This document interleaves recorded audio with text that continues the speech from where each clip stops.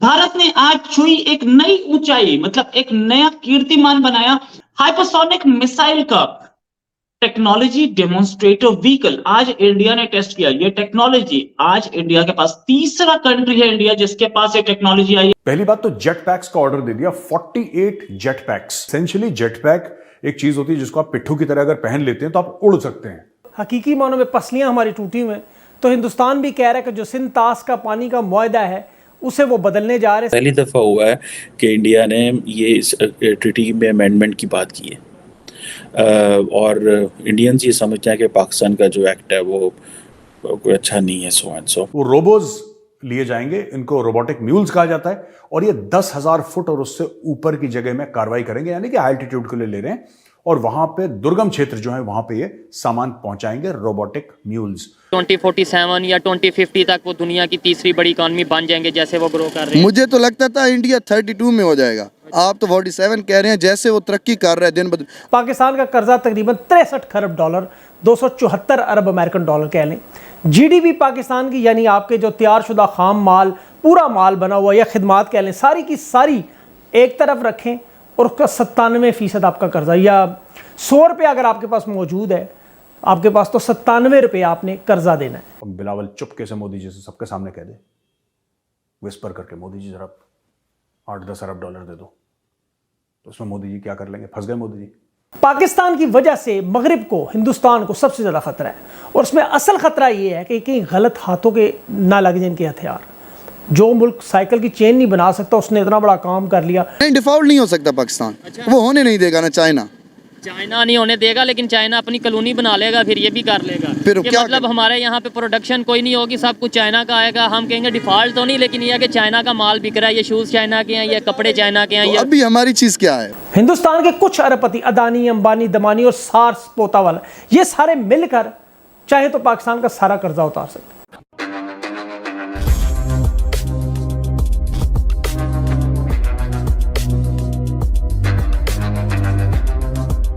नमस्कार दोस्तों, हमारी सरकार ने इंडियन आर्मी के लिए कुछ नए तरीके के इक्विपमेंट्स का टेंडर निकालने को तैयार है, जिनमें से एक है जेट पैक, दूसरा है रोबोटिक म्यूल और कुछ एडवांस ड्रोन्स।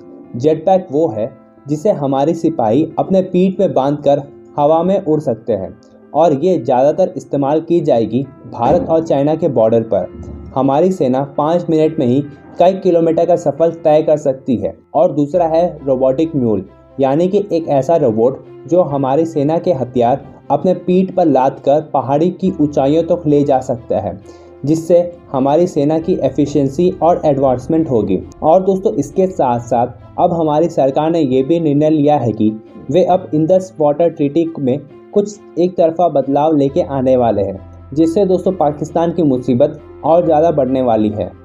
तो चलिए दोस्तों, इसी पर पाकिस्तानी मीडिया का रिएक्शन देखते हैं। इंडियन आर्मी ने 2-3 चीजों का ऑर्डर दे दिया। पहली बात तो जेट पैक्स का ऑर्डर दे दिया, 48 जेट पैक्स। अब ये तस्वीर आप देखिए, ये जो तस्वीर है ये है एक आदमी की, ये हमने ऐसी इंटरनेट से ली है, एक आदमी की तो जेट पैक इस्तेमाल कर रहा है। एसेंशियली जेट पैक एक चीज होती है जिसको आप पिट्ठू की तरह अगर पहन लेते हैं तो आप उड़ सकते हैं, you can fly. So what the Indian army is doing is 48 jet pack suits, ठीक है, और 50 किलोमीटर प्रति घंटे की रफ्तार से आप उड़ सकते हैं कुछ समय के लिए। तो मुझे लगता है खासतौर से जो हमारी स्पेशल फोर्सेज हैं, पैरा एसएफ है, उनके लिए बहुत काम की चीज है। अगर कभी आपको चीन के अंदर डालना हो, पाकिस्तान के अंदर डालना हो, तो आप आराम से वो जेट पैक से जाएगा और जाके अपना काम करके जेट पैक पहन के वापस आ सकता है। ये एक पॉसिबिलिटी है। तो 48 इन्होंने अभी ऑर्डर करने की बात करी है, और 48 में ये होगा कि देन इसको टेस्ट करा जाएगा, फिर देखेंगे कि और चाहिए होगा तो 400-500 और ले लेंगे। वो तो पैसे की कोई प्रॉब्लम नहीं है, लेकिन टेक्नोलॉजी अभी टेस्ट आउट करना शुरू हो गई। दूसरी चीज जो फौज लेना चाह रही है, वो लेना चाह रही है 100 रोबोटिक म्यूल्स। ये रोबोज हैं, म्यूल गधे को कहते हैं, जो खच्चर होता है जिससे कि फौज सामान ले जाती है ऐसे एरियाज में जहां पे सोल्जर्स का चलना थोड़ा सा मुश्किल हो जाता है। अगर सोल्जर्स चल भी पाते हैं तो वो उतना सामान नहीं उठा पाते। अब एक खच्चर के ऊपर आप यू कैन कीप 100 kgs, आपने 100 किलो रख दिया। अब कोई इंसान या 150 किलो रख दिया, लेकिन कोई भी इंसान 100-150 किलो लेके आप उस एल्टीट्यूड में चढ़ना उसके लिए नामुमकिन है। वो बैठ जाएगा, वो चल नहीं पाएगा। तो इसलिए उसकी जगह रोबोटिक जो रोबोट्स हैं, वो रोबोज लिए जाएंगे, इनको रोबोटिक म्यूल्स कहा जाता है, और ये 10,000 फुट और उससे ऊपर की जगह में कार्रवाई करेंगे, यानी कि हाई एल्टीट्यूड के लिए ले रहे हैं, और वहां पे दुर्गम क्षेत्र जो है वहां पे ये सामान पहुंचाएंगे, रोबोटिक म्यूल्स।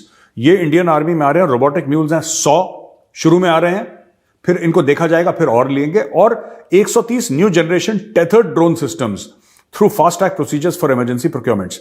अब ये टेथर्ड ड्रोन सिस्टम्स क्या हैं? बेसिकली क्या है कि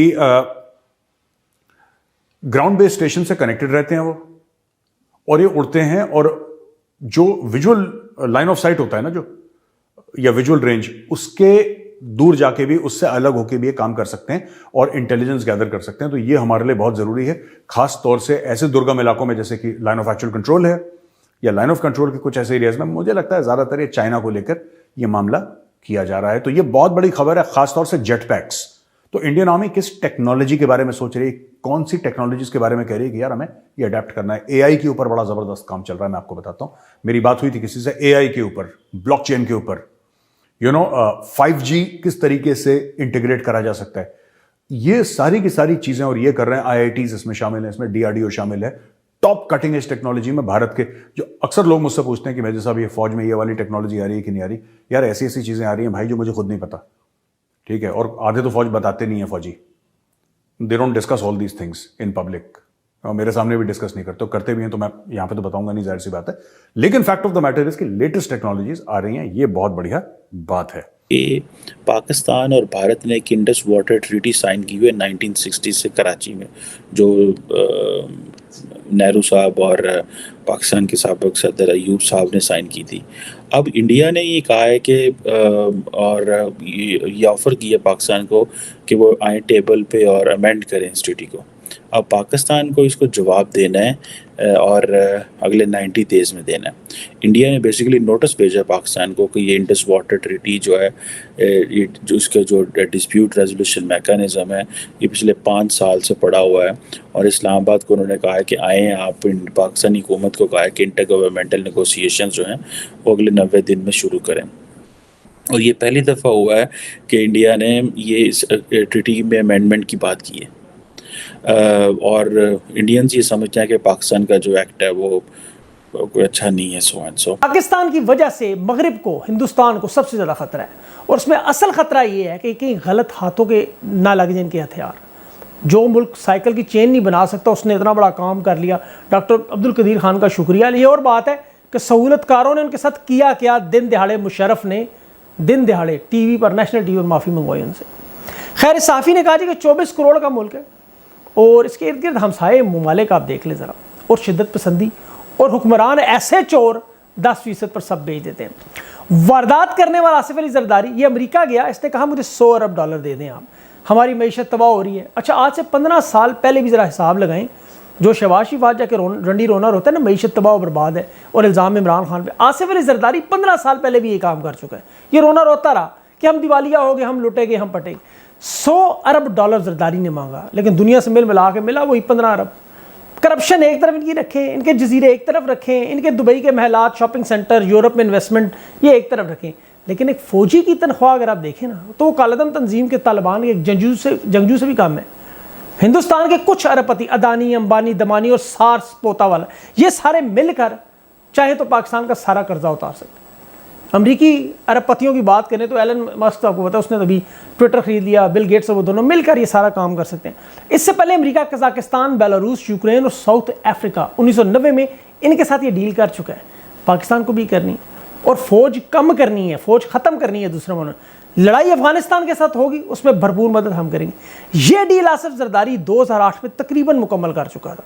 मजबूरी ये थी कि इकॉनमी इस हद तक तबाह नहीं हुई थी, कि फिर 2011 में तहरीक इंसाफ, इमरान खान को तो बहुत बड़ा कांटा बन के सामने आ गया।